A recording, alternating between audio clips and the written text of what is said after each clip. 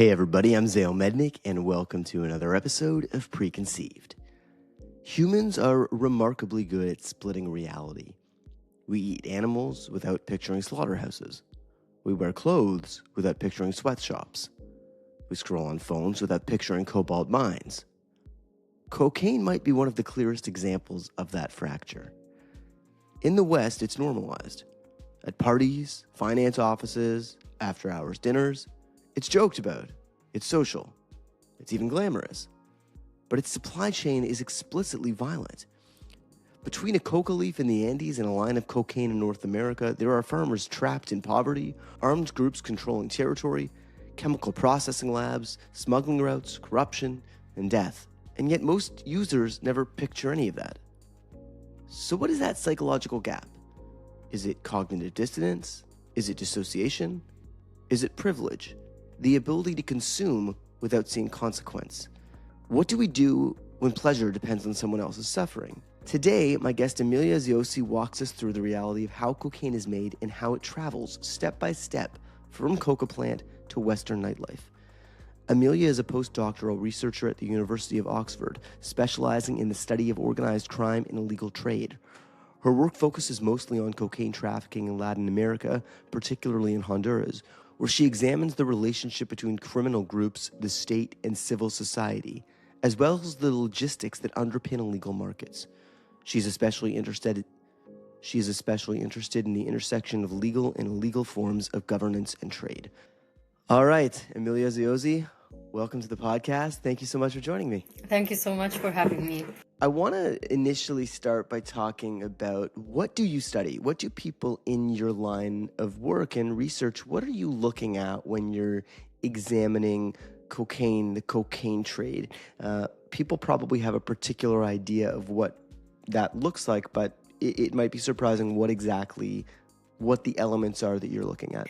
Yes, thank you so much, Dave. So, obviously, very much depends on the discipline from which you're, studying the cocaine trade or organized crime groups, as well as on the questions you have. But I would say, generally, especially between sociology and political science, what academics focus the most on is, for example, the relationship between the state and organized crime groups, and how that reflects also in terms of the cocaine economy, so how they negotiate or how corruption works, right? And then another thing can be patterns of violence, so logics of violence as well. So is there a logic to the violence that it's used by certain groups? Is this systematic? Is this more interpersonal, or is it more organized violence? So all kind of questions like that, really. And what would you say the goal is kind of your work beyond that? If there was I guess as I'm saying it, I realize reduce violence and all that, but is it a binary question of, in an ideal world, we're doing this research because we want all cocaine kind of production and shipment to stop? Or is the goal more, how do we acknowledge that this is happening and try and take the violence out of it? Yeah, that's a brilliant question. So I think in my case, for example, I think it's very important to have an understanding of how the supply chain works, and an understanding which is contextual. So I do think that with the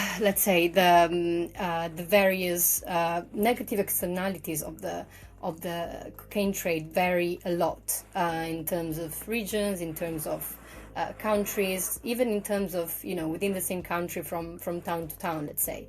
And so I think for me the most important thing is trying to provide very much an empirical and contextual understanding of what's going on in certain parts of the world, to then be able to actually design policies that are grounded in that way and that are very contextual and try to take into account the whole picture. So not just the cocaine trade is inherently violent. Well, in some cases it is, in others it is less, plus understanding all the other issues that are connected with it.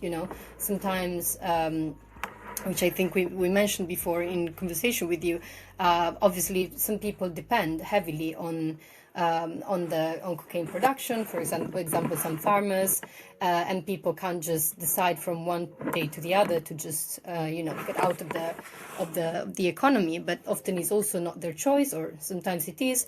But then again, I think the main goal would be to really try and provide a contextual understanding of what it looks like across different parts of the world, in order to be able to just design better and then implement better policies that do take these difference and these variations into account, and are very much based on prevention as well, and not just on attacks eventually.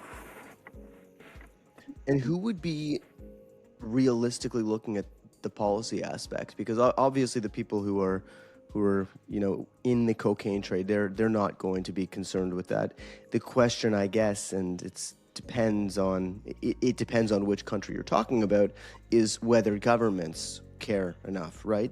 You spoke earlier about the relationship between the state and kind of the cartels or the other characters in the production, the other actors in the production process. Is it often the countries who are very against this, the states, and they would be looking at how do we implement some of these policies, or are a lot of the states complicit in this? I mean, again, I think ideally, you want to sort of provide evidence for governments that then, looking at actual empirical evidence, eventually they might be able to say, okay, this is what we could do in those terms. But then again, there's never, the link is never that direct. First of all, because I don't think that many people read academic work, and they do, which is great.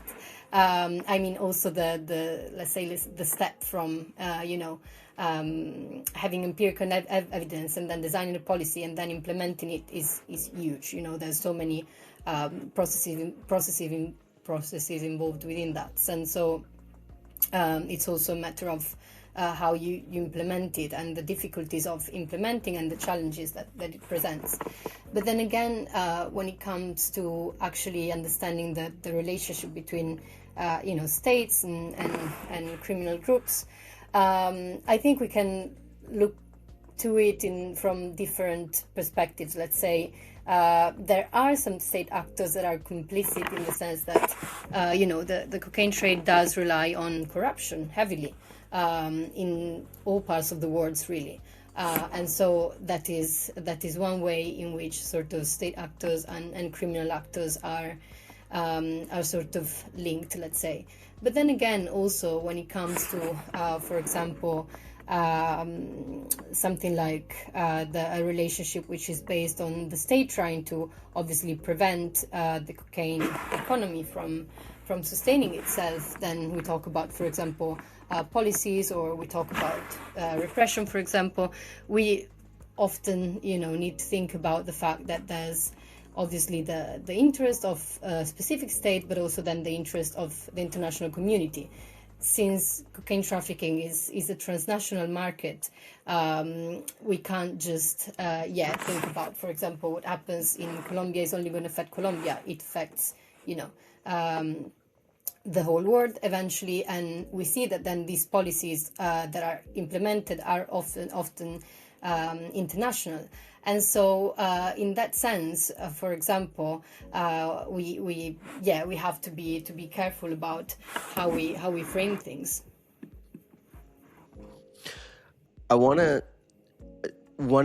The main reason I wanted to do this episode was, well, one, because I think it's interesting, and it's an area that most people really don't know about.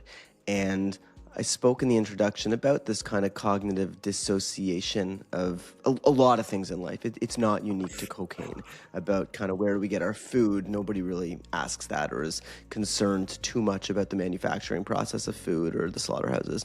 But with cocaine, what's unique about it is it's kind of looked at as this elite drug, and in many ways is, people do, let's just for sake of ease, say in the United States, in Canada, a lot of people do it at parties, and professionals will use it.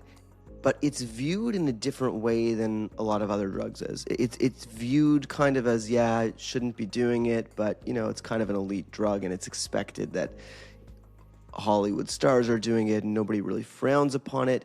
Yet at the same time, there is this knowledge of there is a lot of violence that is going into the production of cocaine, and there's a lot of stuff going on between kind of the coca leaf on the farm and that line of cocaine that's being snorted. Why do you think cocaine became the elite drug, so to speak? I know that's not your direct area of research, but before we get into the trafficking and the production of cocaine, how did that happen?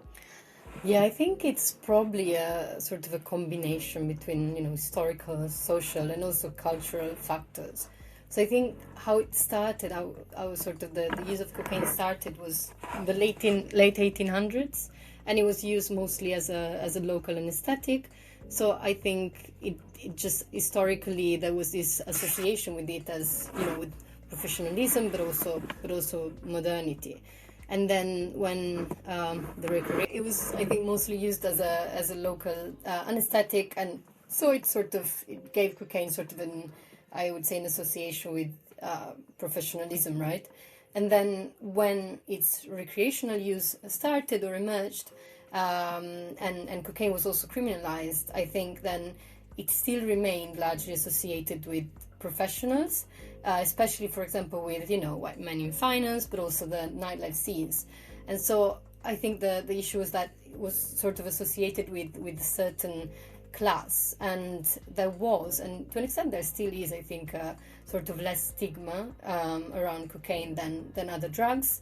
Also because probably its addictive effects were less visible than other drugs, for example, like heroin, and user could also still sort of maintain this socially functional image, we could say, right? And so I guess that reinforced sort of acceptability, but also the glamour of it, and how it's portrayed as well in the media.